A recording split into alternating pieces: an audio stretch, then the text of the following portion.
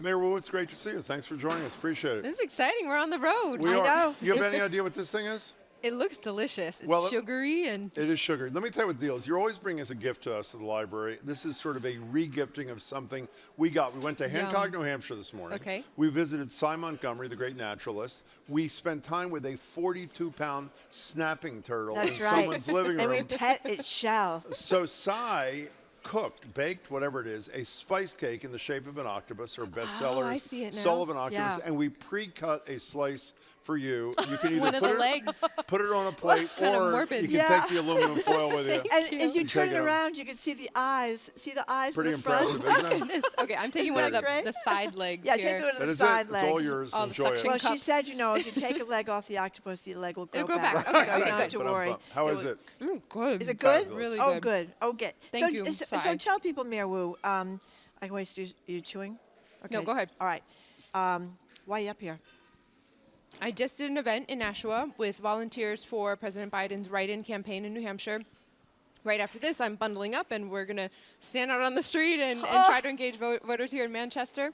We're counting down the days, and there's a lot at stake this year, and Boston has always been a source of support and solidarity for our New England neighbors here as they vet candidates and send a message to the rest of the nation. You know, we spoke to Lieutenant Governor yesterday, who was Driscoll, who was in town doing an environmental event, a climate event, and doing a variation on what you're doing.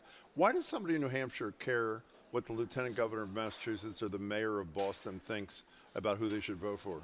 I mean, I represent Boston, right? Boston is a city where if you're from one neighborhood, you have a hard time sometimes getting another neighborhood to really believe that they understand. So I have no illusions that me saying something is going to suddenly persuade someone who lives in a different place, in a different location.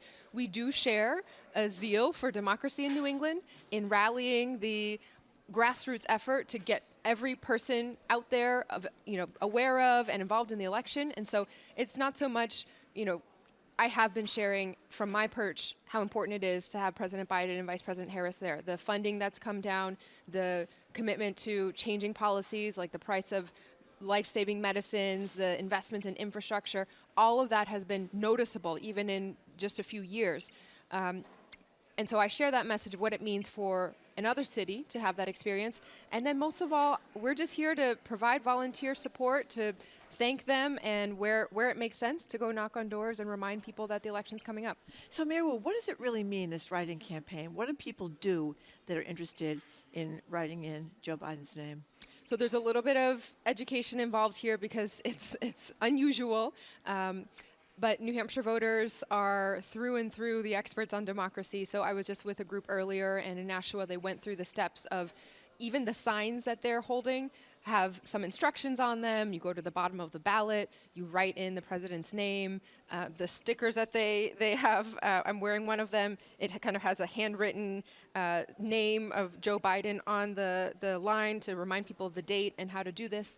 And, President Biden is going to be the Democratic nominee, Yep. but it's an effort that local organizers are putting in to make sure that, again, the state sends a message to the rest of the country that this is important and people need to take our democracy seriously. We had the two guys who were leading the effort from something called Primary Pivot, I think, Yep, that's what it's yesterday, called. urging undeclared voters to vote for Nikki Haley, not because they support Nikki Haley, but because they are hoping Haley can defeat Trump in New Hampshire. I don't know if you encountered any of those people. Whether you did or not, what do you think of that effort? I mean, I've never been one for complex strategy of trying to do this, to avoid that, to avoid this, to avoid that. If you want President Biden to remain President Biden, write in Joe Biden for president. Don't you think That's it's what I'm saying. First of all, do you agree that it was the right move by the DNC to declare South Carolina the first primary state rather than New Hampshire? It's sort of odd because at the same time that they did that for reasons of diversity and that sort of thing, at the same time, Biden, through people like you, is sort of campaigning in the state where he's not formally participating in a primary. Do you know what I mean? Was this the right move by the Democrats? I'm not on the DNC, so I can't speak to being in the room when any of those decisions were made.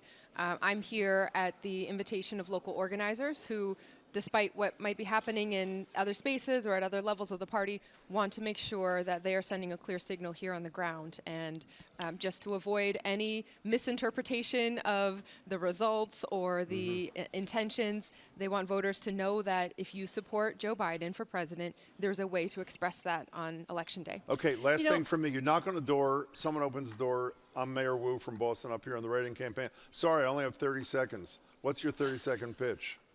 I'm here as a mom, I'm here as a community member, and someone who really wants to make sure that our kids and their kids have the best possible opportunity. Joe Biden has delivered more for our residents, from childcare to health to infrastructure that's going to prepare us for changing weather, and we need to keep that going rather than go back to the chaos of 4 years that we barely survived. You know, speaking of the chaos that we barely survived, we're speaking to you at noontime on Saturday up here in Manchester, New Hampshire. Nicole, one of our staff members, just told me she just went by at the rally. They're having a rally for the former president tonight at 7 o'clock. It's noontime. It's pretty cold here. I think that we're in the teens, right? The temperature's in the teens. There are people out there waving flags, lining up at noontime. They're not going to be able to get in to the rally space for quite some time. So, what do you make of this? It's a massive amount of enthusiasm and undying support for a person that I think many other people think is unhinged and not fit to be president. I think it's very clear that we are headed for a dangerous rematch of 2020 this election year. And we know what that leads to. We know what that means. At the local level, I've been in city government first on the city council and now in this role, but I've been in office for over a decade now. And I remember what it felt like when the shift happened from President Obama into 2016, how it all of a sudden involved this shock of local government having to fight our own federal government to protect your people.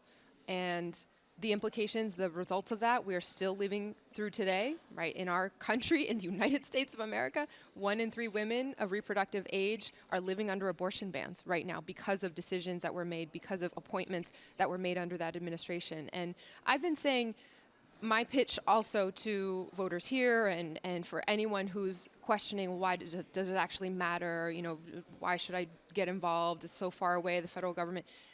We need someone with the temperament, the tenacity, and the team to keep us moving forward. It's not just the president on his own. Any leader knows that to actually get things done, it's about the people you surround yourself with and who is empowered to make change.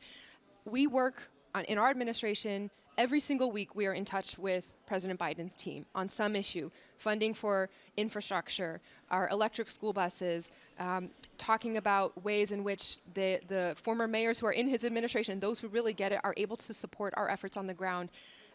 And when you look at who was in office, what the team was under that previous administration, dozens of people who have been now indicted or facing decades of collective prison time for charges that are just shocking to be associated with an administration. Crimes against children, fraud, mismanagement, illegal lobbying, serving a foreign government.